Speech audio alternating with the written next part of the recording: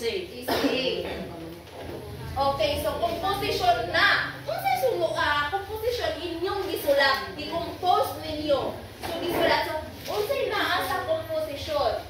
Ano yung nakapaloob sa composition? Ito ay naglalaman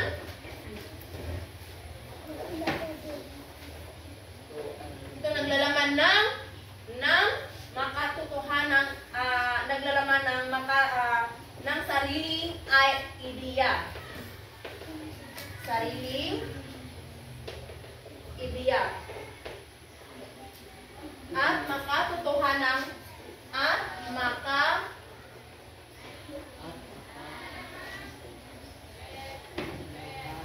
makatotohanang pahayag. Okay, makatotohanang pahayag. Dito nakapaloob yung damdamin.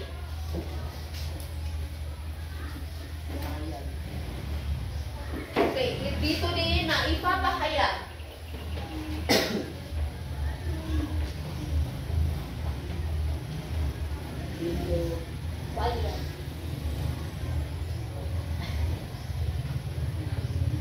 Damdamin.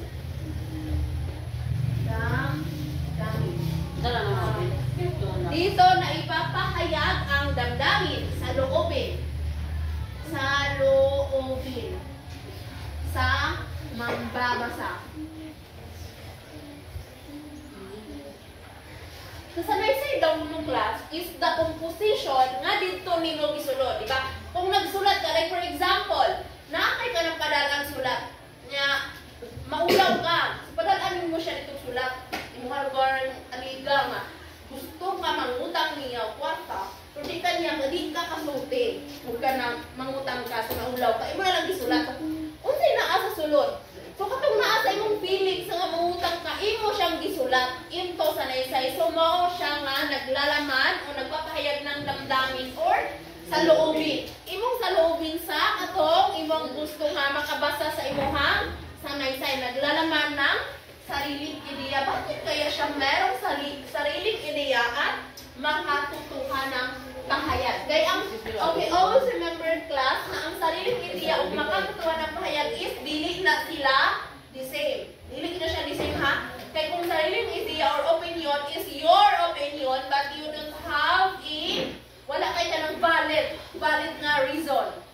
So mo na siya masarili lang. More siya ka ng sa sanaysay pagsulat ko yung sanaysay class is naatay duha. Unsa ka tong duha?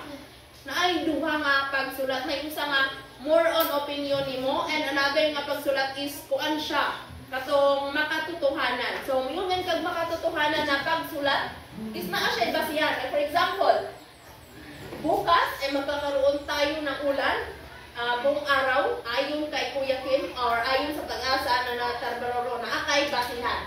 Pero kung ano ka nga, bukas na magkakaroon tayo ng ulan, na naman, lampos. Ano si lampos na init, magkaroon mag, then ugma kay kaminaw, ginakumag kay ulan, so makainit karoon. So, wala siya basihan kay ideya naman ni lampos. Kung yung ayon kay Kuya Kim, kay si Kuya Kim nag-aaral na ukol sa panahon. So, naa kay basihan. Ilan ang gisalihan.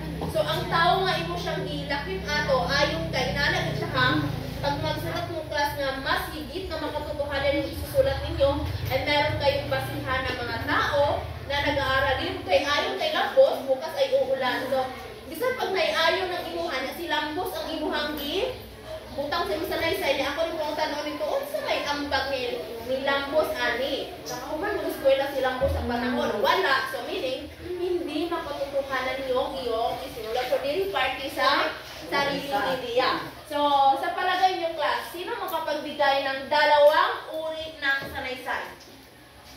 Ulan init. Ha? Dalawang uri ng sanaysay. Perokso. Anong ulan init na? Bawat tamang sagot ha, ay magkaroon kayo ng dagdag na puntos.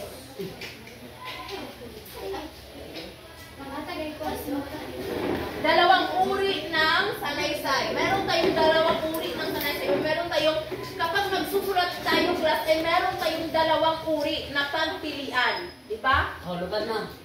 Hindi. Opinion. Opinion? Ano? Yung specific. Ma'am, sarili ko sa inyo. Denotatibo. Pwede. Rotatibo. Ito ay? Rotatibo. Okay. First is, magkakaroon ng formal at di formal na sanaysay. Formal at first is ang formal and pangalawa is di formal na sanaysay. Okay. Ano nga ba yung formal? Di ba sa pangalan na formal, grabe, di ba? Formal kaya siya, formal, lagi kaya na siya karoon, charot. Okay, formal at di formal na sanaysay. Kung sa pananamit class, ay meron kayong basihan na ikaw ay nananamit ng formal, sa pagsulat din ng sanaysay ay pinapaluban ito ng formal at di formal. So kung kayo ang nagsulat ng sanaysay, meron kayong mga sanaysay, mga journal na gibuhat na ninyo, i-identify ninyo daan. Ay dili mo magsulat ng magsulat dalang cover siya ganang wala siya direction ng inyong pagsulat. So meaning, inong i-identify unsay ako ang isulat. Formal ba or di formal? Muana din si pero kung ay di formal na lang ang sulaton kay medyo sayon na gini. Yes, sayon ang di formal kay base na siya sa lahat ng naramdaman mo, sa lahat ng mga saloobin mo, base sa mga nabasa mo, pero yung formal kailangan talaga ng matinding basihan. So, ang formal ay, ano, ito ay naglalaman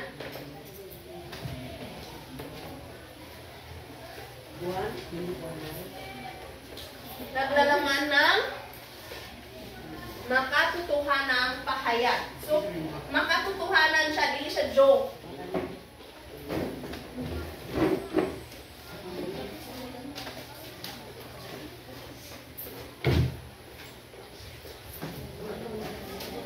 Makatotohanang naglalaman ng makatotohanang pahayag.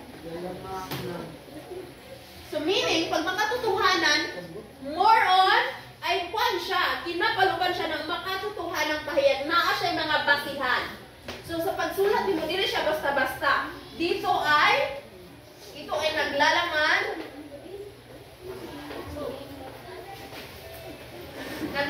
ng, naglalaman siya ng sariling opinion or ideya.